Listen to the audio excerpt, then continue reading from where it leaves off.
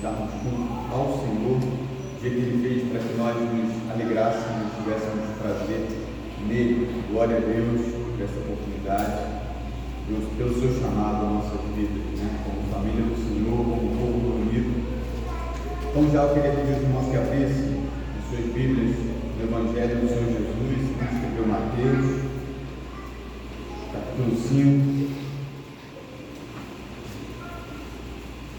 uma passagem muito conhecida, somente dos versos 13 a 16. Mateus 5, 13 a 16.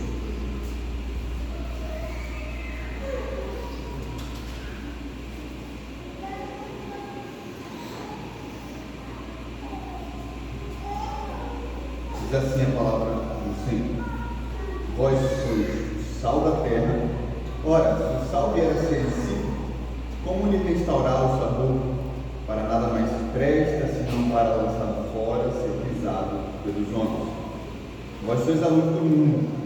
Não se pode esconder a cidade edificada sobre um monte, nem se acende uma candeia para colocá-la debaixo do alqueire, mas no velador, e alumia todos os que se encontram na casa.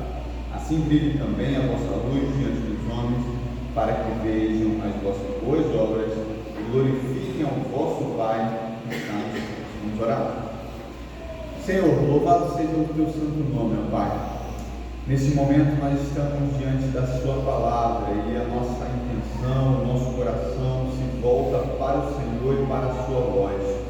Nós queremos compreender o texto sagrado, a sua revelação especial, mas nós queremos também, ó Pai, entender como a nossa vida deve ser guiada pela sua palavra, como a nossa vida deve ser regida pelos princípios contidos na sua Sagrada Escritura, Deus.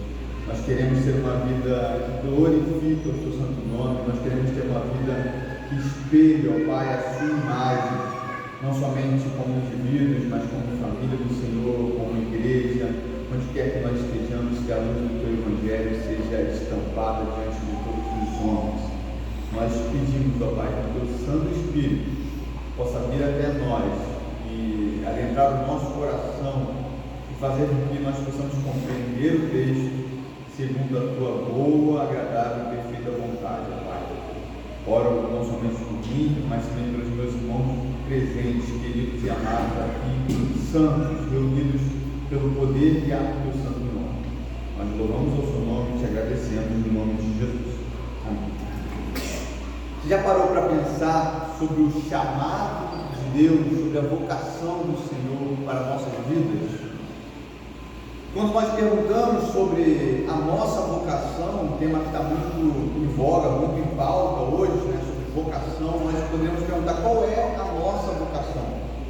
Ou melhor dizendo, qual é a sua, a minha vocação, tirando de uma ideia comunitária para um aspecto individual, Isso é interessante porque essa pergunta sobre vocação, sobre chamado, sobre propósito, normalmente se atrela e se liga à nossa função dentro da eclesia, ou dentro da nossa vida eclesiástica. Quando eu pergunto, mas qual é a sua vocação?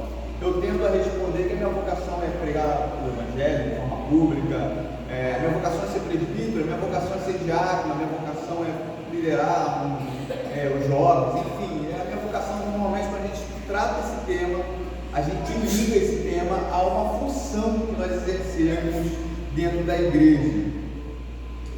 Porém, isso não está de todo errado, mas é uma redução sobre a temática, a vocação, sobre o chamado para nós cristãos, o chamado do Senhor para a nossa vida. Dentro desse caráter da vida cristã e do chamado de Deus para nós precisamos entender que é muito mais amplo do que simplesmente eu exercer uma atividade dentro da igreja ou deixar de exercê-la. Quando nós tratamos de ministério cristão, nós estamos falando de toda a vida cristã. Não há possibilidade alguma de eu exercer o ministério apenas reduzido a uma área da minha vida. Toda a vida cristã é regida pela Sagrada Escritura e, consequentemente, regida por Cristo, regida pelo nosso Senhor, aquele que guia toda a nossa vida. E dessa forma, quando eu falar aqui sobre vocação, sobre ministério cristão, eu estou falando daquilo que o Senhor te chamou nos chamou para exercer diante do mundo como chamado especial, para que a luz dele, para que a sua vida, para que ele possa ser espelhado diante de todos. Esse texto é muito interessante porque ele faz parte do tão conhecido, né, Sermão do Monte, Sermão da Montanha, Sermão das Bem-aventuranças. E nesse sermão, o Senhor Jesus está propenso a ensinar os seus discípulos, ele se dispõe a ensinar os seus discípulos. O Sermão do Monte ele vai do capítulo 5 até o final do capítulo 7, né?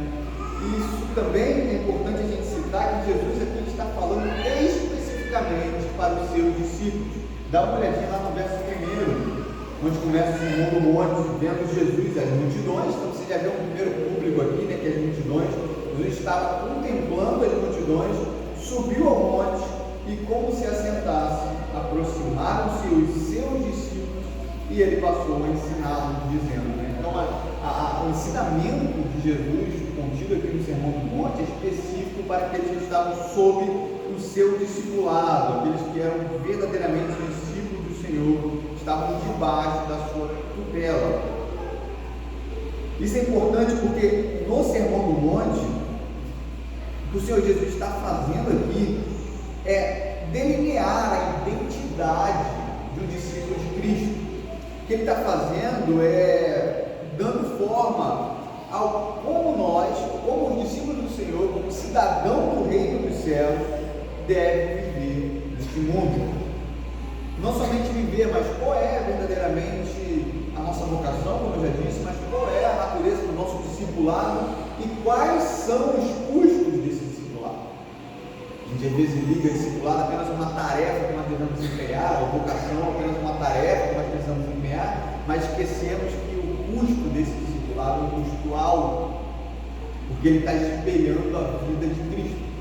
Uma vida de sofrimento, uma vida de dor, uma vida de abnegação, uma vida em prol de servidão, né? Então isso também contempla a vida do discipulado. Na verdade, é a matéria primária da vida do discípulo.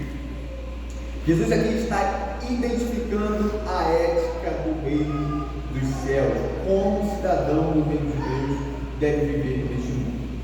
E é até por isso que esse sermão é conhecido como a exposição da lei por parte do nosso Senhor. O Senhor Jesus está pegando a lei e está aplicando a vida dos seus discípulos, está tornando aquilo prático, né? À luz da sua chegada, da vinda do grande rei. O reino de Deus está próximo, o reino de Deus havia chegado e agora eles precisavam se portar como cidadãos do reino de Deus. É como se fosse a aplicação dos mandamentos do Senhor àqueles que possuem Cristo como seu rei. E o foco do Sermão do Monte, né, a grande lição, o grande ensinamento desse capítulo, a grande pauta é que aqueles que são reconhecidos como discípulos do Senhor devem possuir uma vida em total oposição ao mundo. Desde o início a gente já vê que há dois públicos aqui, a multidão e os discípulos, o mundo e os cidadãos do reino, os crentes e aqueles que se opõem ao reinado do Messias. O grande foco é o cidadão do reino dos céus deve viver uma vida em total oposição, fazendo oposição ao mundo. Há aqui uma tensão entre mundo, sistema, cidadão do mundo e discípulos do reino dos céus, discípulos de Cristo, cidadão do reino de Cristo. As bem-aventuranças, a primeira parte tão conhecida, nada mais é que a identidade do cristão, como nós somos reconhecidos como discípulos de Cristo. Algumas pessoas tendem a entender que as bem-aventuranças é como se fosse uma ordenança, mas não é. Bem-aventurados os humildes de espírito, porque deles é o reino dos céus. Significa que você, como discípulo do Senhor, é bem-aventurado, é feliz e automaticamente seu é o reino dos céus. Uma característica condizente a um discípulo de Cristo, pertencente, inerente a um discípulo. Ela identifica os discípulos, e ela não é algo que nós devemos buscar no sentido de que eu sou um discípulo de Cristo, eu não possuo essas qualidades que aqui estão citadas e eu devo aí sim correr atrás dela. Não, o discípulo de Cristo já é reconhecidamente humilde de espírito, chora, vai ser consolado, é manso, vai herdar a terra. Você tem aqui uma perspectiva de identidade e frutos, né? No sentido de recompensa, de herança. Os crentes são mansos, por isso eles darão a terra. Os crentes têm fome e sede de justiça, por isso serão fartos, né? É uma espécie de recompensa, é uma espécie que o Senhor está retribuindo aqueles que são identificados como seus discípulos. Vocês são bem-aventurados, e é assim que os meus discípulos agem. Estas são as recompensas destinadas ao meu povo, aos meus servos. E dos versos 13 a 16, os versos que a gente leu aqui, tão conhecido, né? Logo após as bem-aventuranças, o Senhor, diferentemente das bem-aventuranças que está colocando aqui uma característica de identidade, agora ele está pontuando as características que não mais são de identidade, não mais identificam o discípulo de Cristo, mas mostra como esse discípulo deve influenciar o mundo no qual ele vive. São características influenciadoras, né? É como se o cristão possuísse um chamado interno, e esse chamado interno é aquela mudança de coração. Ele passa agora a ser reconhecidamente um discípulo de Cristo, mas esse chamado interno, ele repassa um chamado externo. Como eu devo desenvolver a minha vida cristã diante daqueles que não vivem piedosamente, daqueles que fazem oposição? É um chamado externo, aquilo que transforma o meio no qual o cristão está inserido.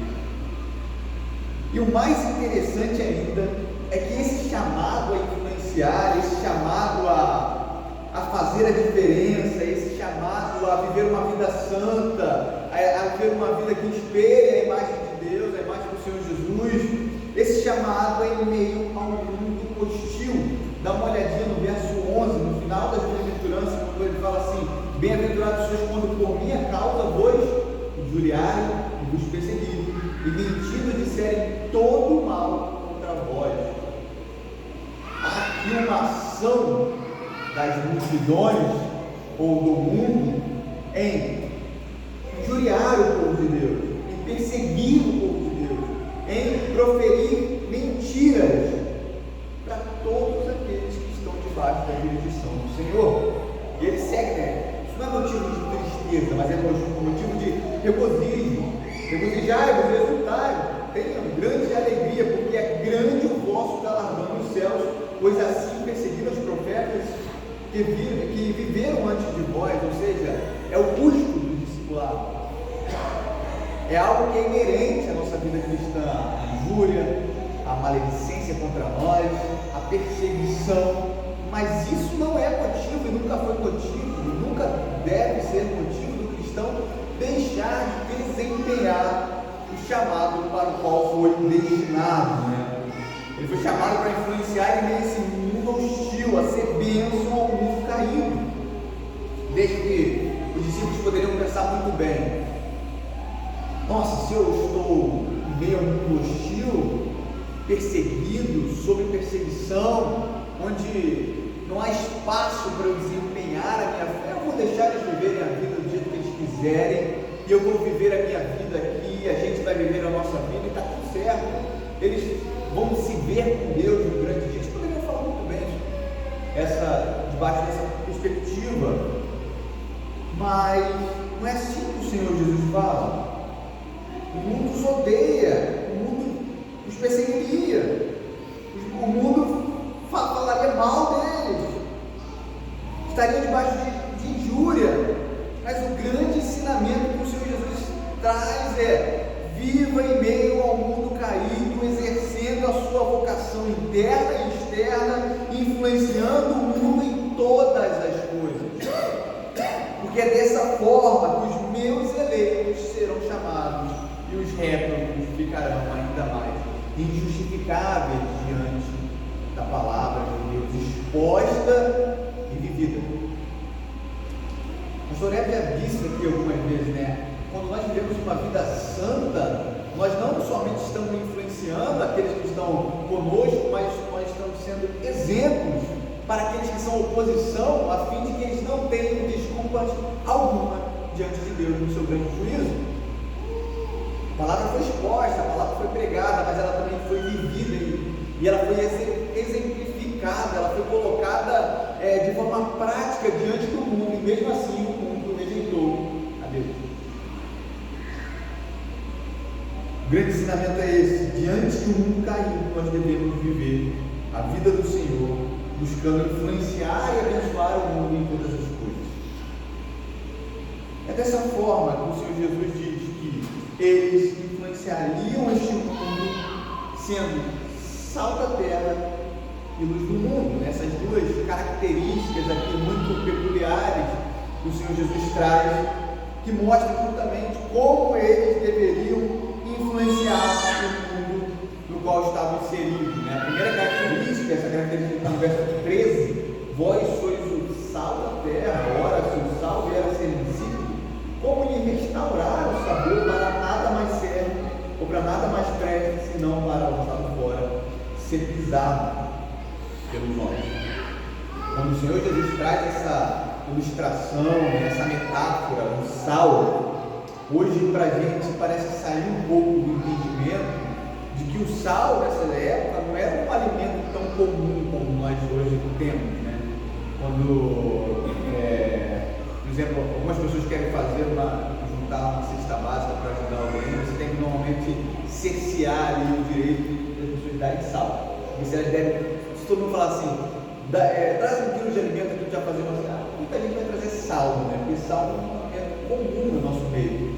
Então a pessoa vai fazer uma cesta de sal. Então a gente fala, exceto sal, por quê? Porque sal é comum para nós.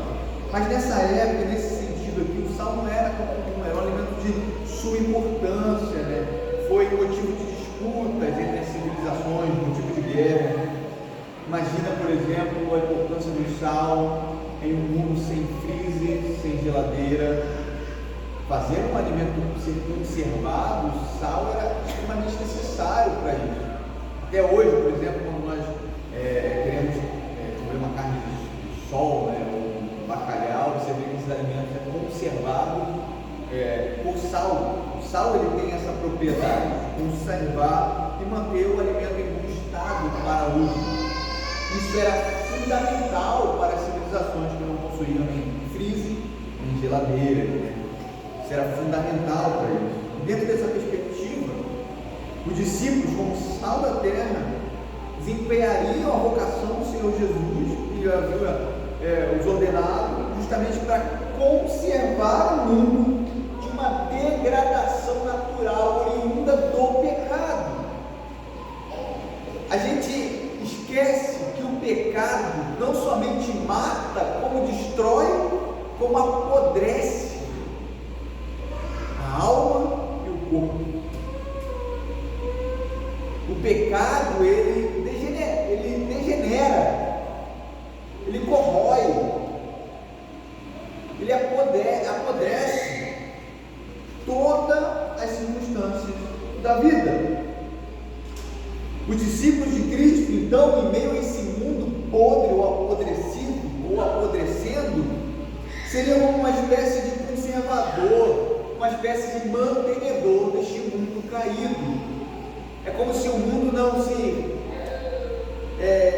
deteriorasse de forma completa por causa da presença dos discípulos de Cristo em meio ao mundo. Como sal da terra, eles serviriam como aqueles que conservariam o mundo de um apodrecimento moral e espiritual por causa do pecado. Isso é muito importante. Às vezes a gente perde de vista a importância da ilustração que o Senhor Jesus está trazendo, da metáfora que ele está trazendo. Ele simplesmente está falando que o mundo sem Deus está fadado ao apodrecimento, não somente moral, ético, espiritual, de todos os âmbitos, porque o mundo todo é do Senhor e todas as áreas da nossa vida é do Senhor, e o mundo sem Deus está fadado à ruína. É só você tirar Deus das nossas circunstâncias, do mundo, e você vai ver do que o homem é capaz. O mundo ateu simplesmente Não existe. É impossível. Toda a noção de ética que a gente possui é construída e baseada no mundo que possui um Deus, e não somente um Deus qualquer, mas o Deus da Escritura Sagrada. O mundo que nós entendemos, um mundo justo, um mundo que retribui o mal, um mundo que recompensa os seus benfeitores, um mundo com um Estado justo, um mundo com uma delimitação de que o Estado deve fazer, de que o povo deve fazer e de quais são as nossas funções dentro de uma sociedade. Elas só é bem estabelecida, elas só são bem estabelecidas à luz de um Deus que governa o mundo. Se você tirar o mundo, se tirar Deus do mundo, o mundo está fadado à destruição. Isso é importante porque a gente sabe, a história já mostrou isso, que o cristianismo ele sempre cooperou no progresso da sociedade. Hoje as pessoas sempre querem colocar uma oposição, né, uma distância, algo que não se mistura com, por exemplo, ciência e religião, mas os grandes cientistas sempre foram cristãos, porque é impossível você analisar a criação de Deus sem a perspectiva de que há um Deus, sem a perspectiva da Escritura Sagrada. Ateus nunca foram os grandes premiados do Nobel, por exemplo, né? Então a gente sabe que o cristianismo ele sempre colaborou com o progresso da sociedade, seja em âmbito de escolas, hospitais, a ética, incentiva o trabalho, a propriedade privada, a família, a boa conduta, os padrões de justiça, tudo isso é estabelecido por Deus, seus discípulos e a sua Sagrada Escritura. Sem isso, o mundo não existiria. Simplesmente isso. Não caia, por exemplo, hoje está muito em voga a ideia de não traga a sua religião para cá porque o Estado é laico, né? As pessoas usam isso de forma, os advogados aqui sabem muito melhor do que eu, de que essa ideia de Estado laico não tem nada a ver com um Estado ateu, um Estado que não permite a entrada da religião em si, ou dos ensinamentos.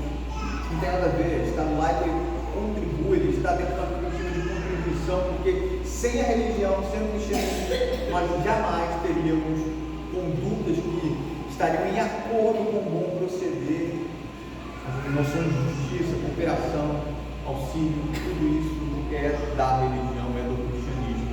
E essa ideia de Estado laico, como as pessoas querem implementar na nossa cabeça hoje, não tem nada a ver com o que nós estamos entendendo aqui à luz da Sagrada Escritura. Mais uma vez, o Estado, qualquer área da nossa vida, ela precisa ser impregnada pelos discípulos de Cristo que são sal da terra. E sendo sal da terra, este mundo ainda se conservará a ponto de que a palavra de Deus seja exposta e os seus eleitos de Deus, possam reconhecer a verdade de Cristo. E é muito importante a gente aqui delinear também uma diferença entre sal, aquele que conserva, e luz. O sal, ele tem uma ação invisível. Nós, por exemplo, quando os churrasqueiros aqui, talvez você até consiga ver um pouco, né? Mas você quando tempera um alimento, você coloca um sal, esse sal não fica visível ali para que todos possam ver. Quando você vê um alimento preparado, você não olha o alimento e fala assim, tem muito sal. Isso não acontece, porque o sal ele tem uma ação invisível. Ninguém consegue ver o sal de forma a poder ali estipular se a comida está com muito ou pouco sal. Quando a comida está pronta, só há uma maneira de verificar a quantidade de sal nela: experimentando, comendo, saboreando. Sal não é algo que a gente vê simplesmente, mas é algo que a gente experimenta. Dentro dessa perspectiva, é muito importante frisar que a vida do cristão, como sal da terra, é aquela que, primeiramente, gera uma transformação em si, assim como o sal gera uma transformação na próprio alimento, mas esse alimento foi feito para ser saboreado pelos outros, quando o mundo estiver diante de nós, convivendo conosco, fazendo como uma espécie de experimentação da vida cristã, diante da exposição da vida cristã a eles, o sal fará a diferença. O sal fará cumprirá os seus propósitos. É uma ação invisível. Já a luz, que é símbolo de verdade, que é símbolo de pureza, que é símbolo da vida, que é símbolo de direção, que é símbolo de alerta quando o perigo está adiante de nós, a luz que expõe o pecado, a luz que mostra as mentiras deste mundo, que aponta o caminho para a verdade. A luz não se pode esconder, porque logo todos percebem a sua presença. Mais uma vez, o sal tem uma ação invisível, a luz é algo escancarado, é uma ação que não se pode esconder.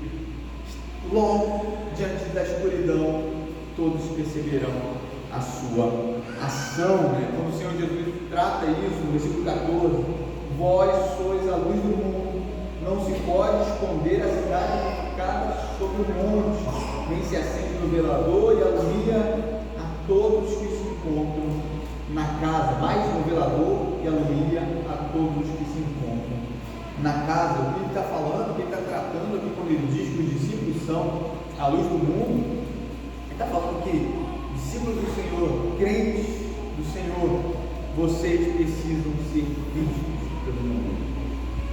Vocês não podem ficar escondidos diante do mundo. Melhor, ele está falando que não há a menor possibilidade de um discípulo de Cristo estar no mundo e não ser percebido e não ser reconhecido como discípulo de Cristo. Lembra das bem-aventuranças? As características identitárias, Por que isso não é possível? Porque a luz, logo nós percebemos, e percebemos de muito longe. Quando nós, por exemplo, agora aquelas festas que são colocadas, chamadas canhões de luz, às vezes quilômetros de distância a gente já consegue ver essa luz projetando no céu. Por quê? Porque a luz no meio da escuridão, ela não fica imperceptível, ela não fica oculta, ela não fica fazendo o seu trabalho de forma invisível como o sal, mas ela contribui com uma ação expressa, visível, escancarada diante de todos. A luz, nós logo percebemos. É isso que o Senhor Jesus fala na parte B do verso 14: não se pode esconder a cidade edificada sobre um monte. O que ele está querendo dizer com isso? Que quando você edifica uma cidade no alto, é impossível você escondê-la, porque ela já está automaticamente visível, exposta. Eu lembro que quando eu morava em Magé, que era uma cidade mais rural, eu morava em cima de um morro. O morro só conseguia a minha casa no meu tio. E era um morro inteiro cheio de bastante arborizado, árvores frutíferas, de muito longe mesmo, quilômetros de distância, você conseguia estar nessa casa. O meu tio lá era muito conhecido, porque ele trabalhava com gesso, era o único gesseiro que trabalhava na cidade. Você vivia no centro da cidade, uns 5, 6 quilômetros. Perguntava: você conhece aqui o Vini gesseiro? Aí eu conheço, ele mora lá naquela casa lá. Em a 6, 5 quilômetros de distância, você conseguia avistar a casa. Da estrada você não conseguia avistar a casa. Por quê? Porque essa casa estava edificada no alto. No alto era impossível escondermos. Era impossível você falar assim: você vira à direita, depois dobra à esquerda, depois chega lá na frente, você pergunta a outra pessoa, e o cara já esqueceu tudo que ele viu. Por quê? Porque ela está no alto. É isso que o Senhor Jesus está falando aqui.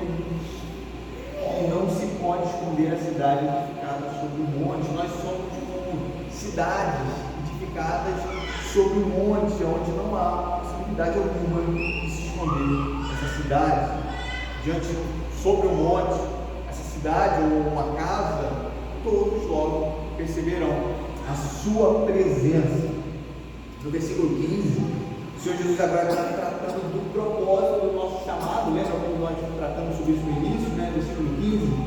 Nem se acende uma candeia para colocá-la debaixo do alqueire, mas no velador, e alumia a todos que se encontram na casa. Nem se acende uma candeia ou uma lamparina para se colocar lá debaixo do alqueire, ou então debaixo de uma mesa, por exemplo. exemplo, mas no velador, no suporte, no alto, e assim todos serão iluminados, todos naquela casa poderão enxergar de forma clara. O que ele está querendo dizer com isso?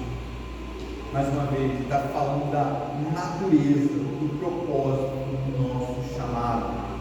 O propósito do nosso chamado, nesse sentido, mostra que nós não fomos designados para ficarmos escondidos, mas para sermos referenciais a este mundo, a ser colocado diante, sobre a mesa ou sobre o velador, de forma que a luz cumpra o propósito de iluminar todo o ambiente. Quando falta luz na sua casa e você pega a sua vela, você não a coloca debaixo da mesa, mas você coloca no local alto para que aquele ambiente esteja devidamente iluminado e você consiga desempenhar os seus afazeres mesmo sem luz elétrica. A ideia é a mesma.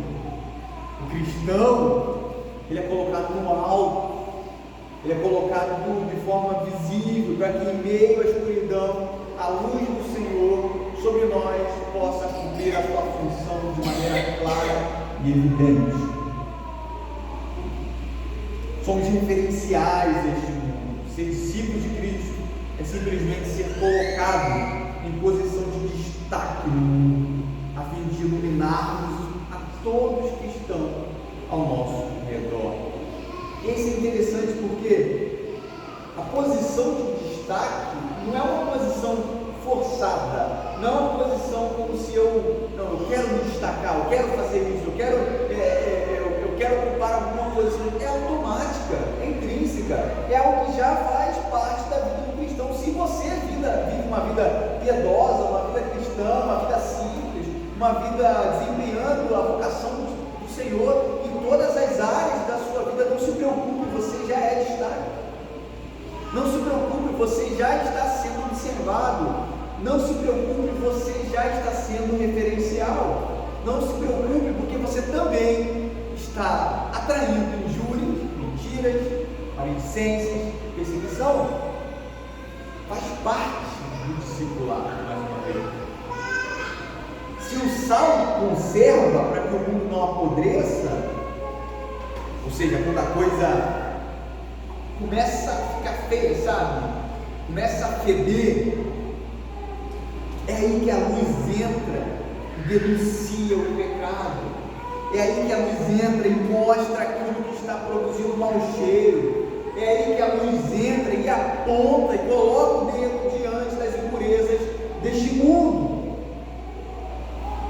Porque o sal conserva, mas a luz denuncia. O sal mantém aquele alimento no seu estado até um certo ponto. Quando a coisa começa a desmoronar, o que nós devemos fazer é denunciar aquilo que está levando o mundo a uma degradação. O Evangelho, ele revela as maldades do coração do homem, ele revela o pecado deste mundo, e ele tira esse pecado, essas maldades do oculto e as expõe diante de todos.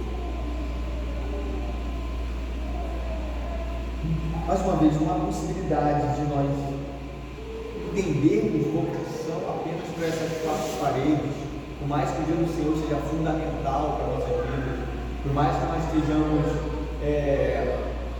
cumprindo uma ordem, um mandamento de Deus em obediência, mas a vocação do Senhor é para além dessas paredes, é para além do ajuntamento solene, é para além da nossa vida comunitária.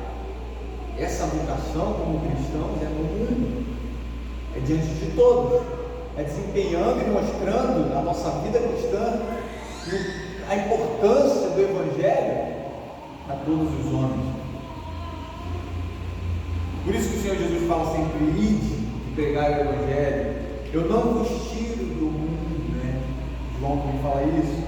É por isso que ele chama os seus discípulos, os principais, de apóstolos ou enviados, a cumprir uma determinada missão, que é pregar o Evangelho e servirem ali de pilastras, né, de alicerces para fundamento daquilo que iria ser ensinado. No versículo 16, há uma conclusão lógica de tudo aquilo que foi dito, e a conclusão é: assim, desta forma, brilhe também a vossa luz diante dos homens, para que vejam as vossas boas obras, glorifiquem a vosso Pai que está nos céus. Assim, assim como, não se escondendo, sendo referencial visível ao mundo, sendo luz que brilha em meio ao mundo, diante dos homens,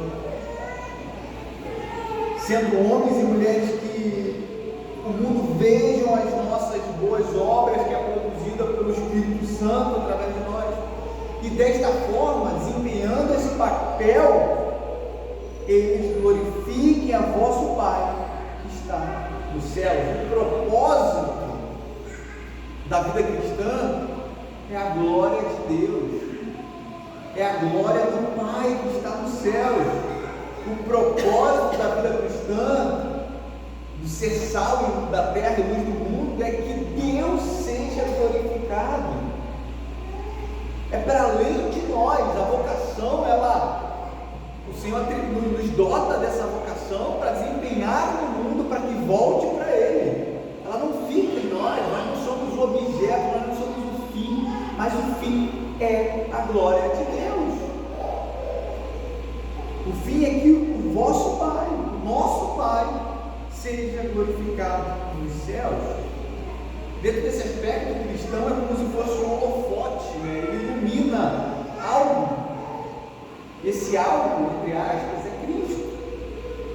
Ele não aponta para si, mas ele evidencia, através das obras do Espírito Santo na nossa vida, quem é o autor dessas obras.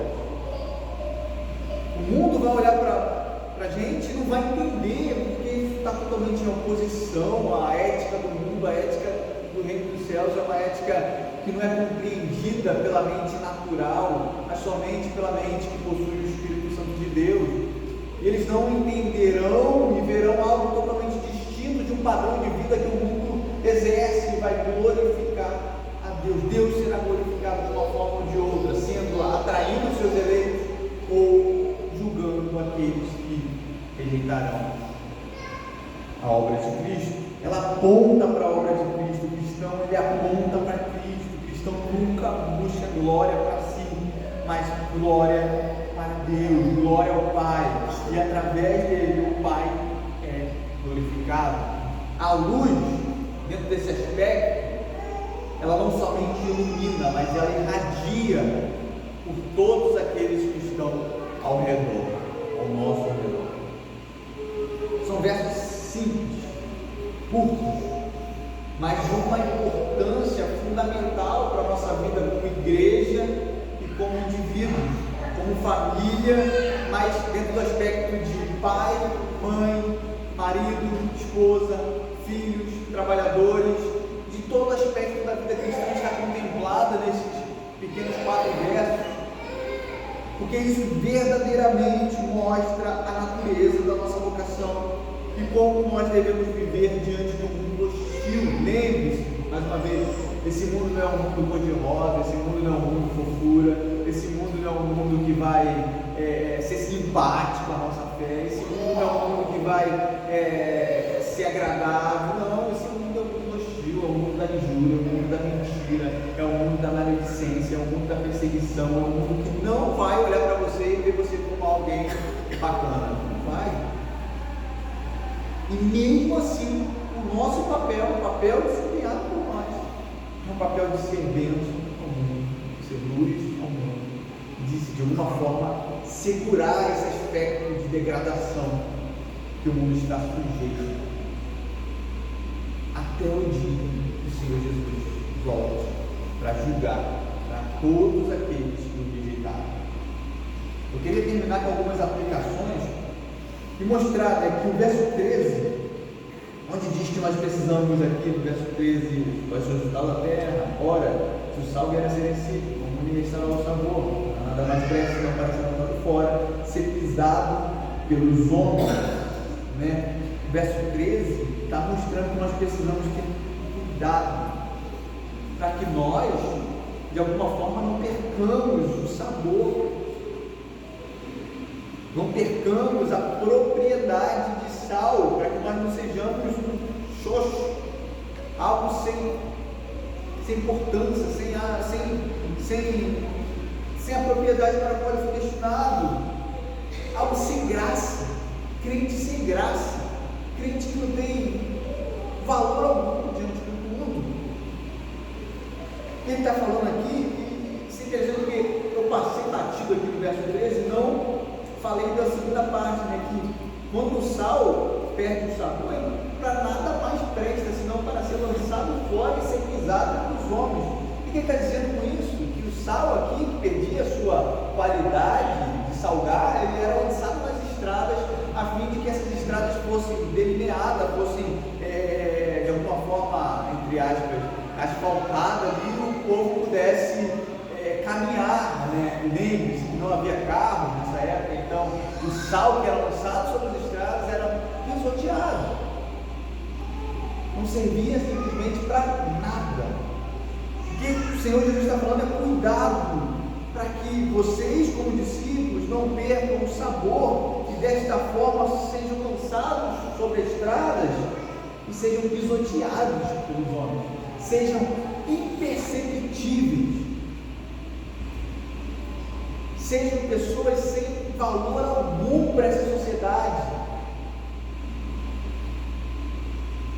O sal só é útil se mantiver a sua salinidade, caso contrário, ele só serve para ser pisoteado pelos homens, para ser passado por cima, para ser rejeitado, para nem sequer ser lembrado. Isso é um alerta para nós, como igreja de Deus, como indivíduos inseridos em todas as circunstâncias onde precisamos desempenhar as nossas funções. Em segundo lugar, nós não apenas possuímos uma mensagem, a mensagem do Evangelho, a proclamação da verdade, a única verdade que salva o pecador. Nós não apenas possuímos, mas de alguma forma nós também somos uma mensagem. De alguma forma nós também vivemos essa mensagem. De alguma forma a nossa vida também servirá para escancarar a maldade dos homens.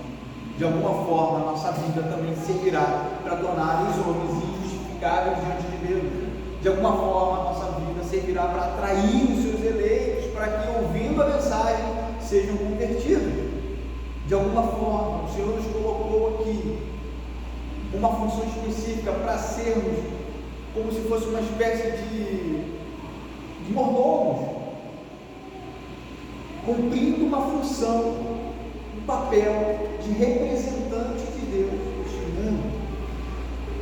Somos como luzeiros no mundo, né, como diz o apóstolo Paulo, e é no mundo que nós precisamos exercer o nosso ministério, proclamando a mensagem de Deus e vivendo essa mensagem. Em terceiro lugar, você pode até dizer: mas Mário, pastor, presbítero, eu estou sozinho, no meu trabalho eu sou o único crente, onde eu estou inserido na minha família eu sou o único e lá é hostil. Tenho certeza que essa situação não é diferente de nenhuma das situações que os crentes do passado, do presente, vivem.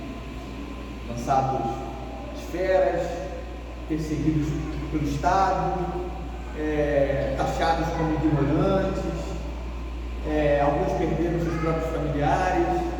Tenho certeza que por mais que seja algo, precisamos sim nos compadecer com aqueles que estão solitários neste mundo, mas nós precisamos entender que nós jamais saímos sozinhos. Primeiro, o Senhor está ao nosso lado. E segundo, nós temos uma comunidade conosco. Essa é a importância do ajuntamento solene também. É aqui que nós nos exortamos, é aqui que nós estamos nos encorajando a desempenhar esse papel, que é um papel difícil, em meio ao mundo hostil. Você pode ser até o único crente no seu trabalho, mas você precisa entender que apenas uma pitada de sal já salva dia uma porção grande de feijão. Você não precisa de 1 quilo de sal para salgar 1 quilo de feijão.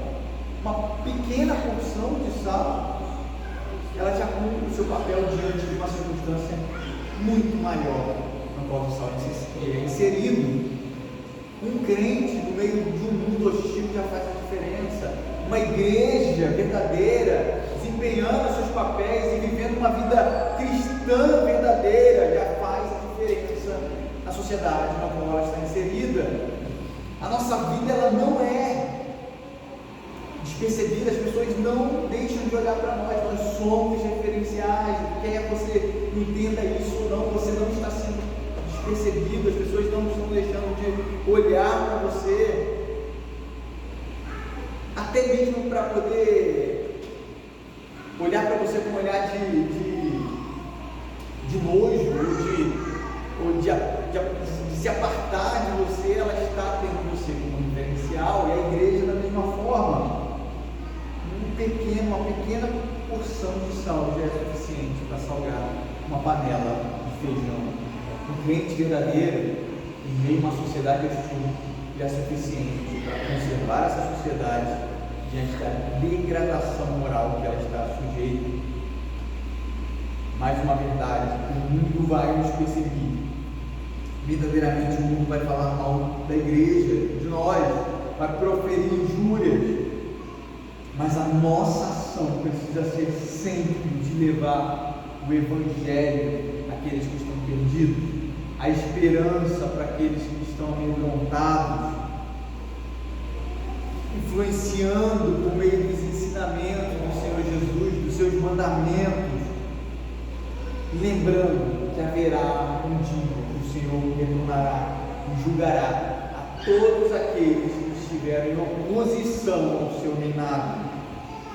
A função do crente em meio a este mundo hostil é levar o Evangelho de Jesus, o Evangelho da esperança, o Evangelho da salvação, o Evangelho da única coisa que pode livrar a nossa alma do inferno, mas também o Evangelho que denuncia o pecado, que aponta aqueles que estão em oposição ao reinado de Cristo e mostra claramente que só há uma solução para este mundo caído, que é Jesus Cristo.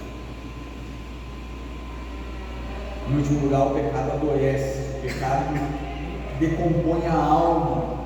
Por outro lado, Jesus é o grande remédio, Ele é a cura, e Ele cura através dos seus discípulos, através da nossa vida, da vida que nós desempenhamos diante do mundo, através da mensagem proferida pelos nossos lábios, e para um mundo de escuridão sombria, o Senhor Jesus diz ser a luz do mundo.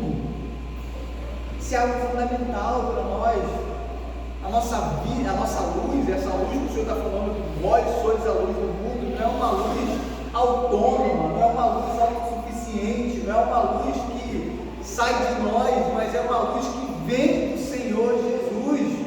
É uma luz poderosa, é uma luz que com certeza cumprirá a sua função, porque ela é eterna. E essa luz que irradia em nós, que está em nós, é a luz de Cristo. É a luz de Cristo que ilumina este mundo. Ele é a luz do mundo. Ele é aquele que é o caminho. Ele é aquele que é a verdade. Ele é aquele que é a vida. E dentro desse ponto, o Senhor Jesus cumpriu o seu papel de vir neste mundo, ter uma vida santa, perfeita, debaixo da própria sujeito ali a tentação, inclusive oriunda do próprio Satanás, mas ele venceu Satanás, viveu uma vida santa, perfeita, até a morte vexatória, a morte de cruz, em nosso lugar, para que nós pudéssemos ter vida nele. E dentro desse aspecto, o Senhor agradou ao seu Pai em todas as coisas. Ele cumpriu toda essa função como Cordeiro de Deus, se humilhou, absteve-se da sua glória, veio a este mundo, viveu a vida santa, perfeita, para que simplesmente nós desempenhássemos essa vida, a vida dele diante do mundo. Ele que é o caminho, Ele que é a luz, e é Ele que nos direciona em toda boa obra. Isso é um ponto muito importante para nós, porque diante desse mundo hostil, mais uma vez, diante de um mundo, agora dentro do aspecto contemporâneo, onde as maldades estão cada vez mais afloradas em nosso meio, presentes em nosso meio, nós não podemos ficar omissos, nós não podemos passar despercebidos. Onde há a mentira, nós precisamos condenar. Onde há a maldade, onde há pessoas defendendo, por exemplo, pautas como aborto, como identidade de gênero, como ideologia de gênero, nós precisamos verdadeiramente nos posicionar como igreja e ter uma posição firme à luz do Evangelho, se isso inclusive custar a nossa própria vida, porque a vida não é minha nem sua, a vida é do Senhor. O que nós temos visto hoje é muito crente, é muita gente se mantendo debaixo da mesa, sendo luz embaixo da mesa, sendo sal para ser pisoteado pelos homens. E a função do Senhor Jesus nos traz é: viva a vida do Senhor em todas as suas áreas. Na família, se as pessoas estão achando que do jeito que você cria seus filhos é um meio antiquado, meio retrógrado, é problema deles. E nós somos aqui como luzeiros deste mundo e denunciamos a maldade e o prejuízo que isso vai causar às famílias. Se assassinatos em massa virou algo normal, o cristão jamais pode passar por cima disso. Porque primeiro o seu mandamento claro do Senhor: não assassinarás. E o mandamento não é simplesmente para nós que somos cristãos, mas o mandamento é para que todo aquele que está debaixo do mundo de Deus viva uma vida justa, uma vida onde esse mundo pelo menos não se degrade, se desmorone.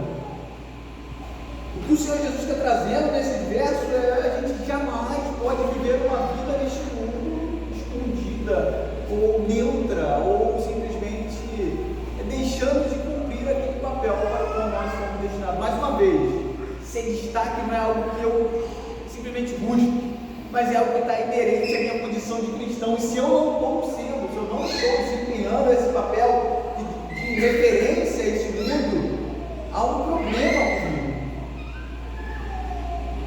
Se eu não estou sendo a referência, se eu não estou sendo a luz, se eu não estou sendo a conserva, se eu não estou sendo inclusive motivo de injúrias, maledicências e perseguições, provavelmente nós não estejamos desempenhando a nossa função como deveríamos.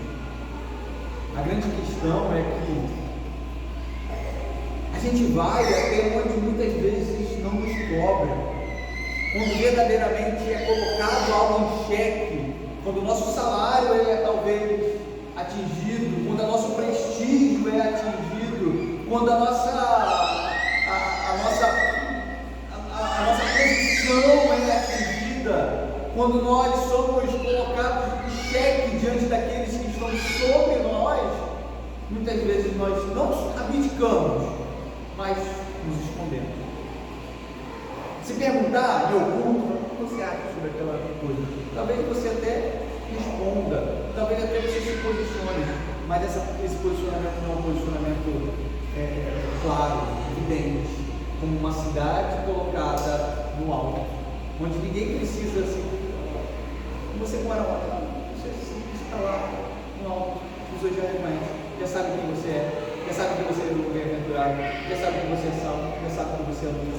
E dentro desse ponto não há compatibilidade, mais uma vez, lembra do início, há uma oposição, há algo que não se mistura, há algo simplesmente avesso, há algo totalmente contrário aos princípios cristãos. E dentro deste mundo hostil, o Senhor Jesus nos chama a desempenhar em todas as áreas, quer seja na política, talvez é o mais salte os olhos nesse momento que nós estamos vivendo, mas não somente na política, mas na família, no trabalho, em todas as áreas da vida, na igreja inclusive. O Senhor nos chamou para ser sal da terra, para conservar este mundo da sua maldade e degradação. Ele chamou para ser luz do mundo, para denunciar o pecado, para ser caminho, mostrar o caminho para aqueles que estão de alguma forma desorientados, mas para ser alerta a este mundo que se perde. Vamos orar? Senhor, nós te louvamos, ó Pai, pela tua palavra. Ela nos direciona, ela nos mostra, ó Deus, quanto nós somos pecadores, o quanto nós necessitamos da sua graça, ó Pai.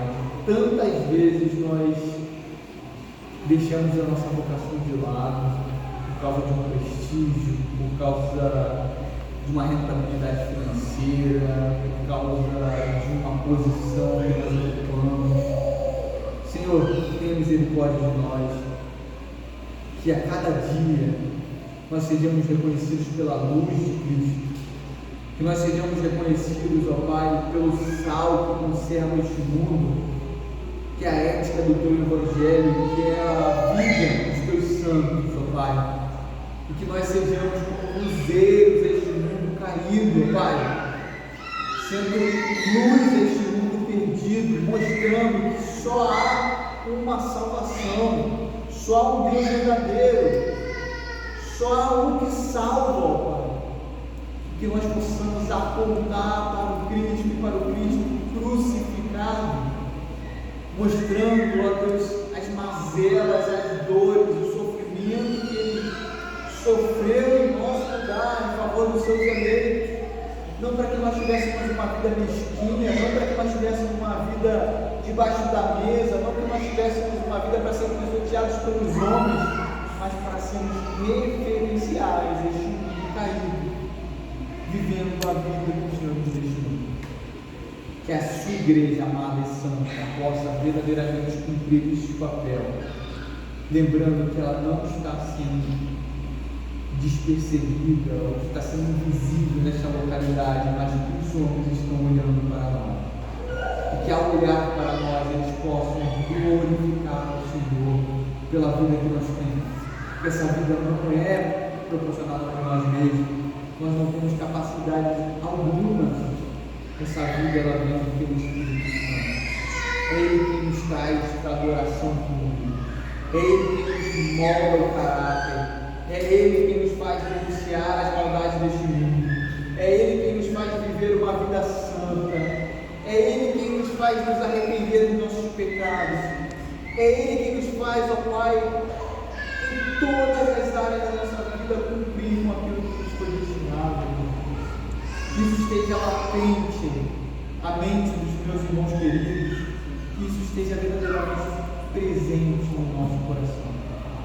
Perdoe nossas falhas, nossos pecados, nos traga de volta ao seu caminho, ao caminho da verdade, ao caminho da justiça. Nós oramos assim, em Cristo Jesus, nosso Senhor.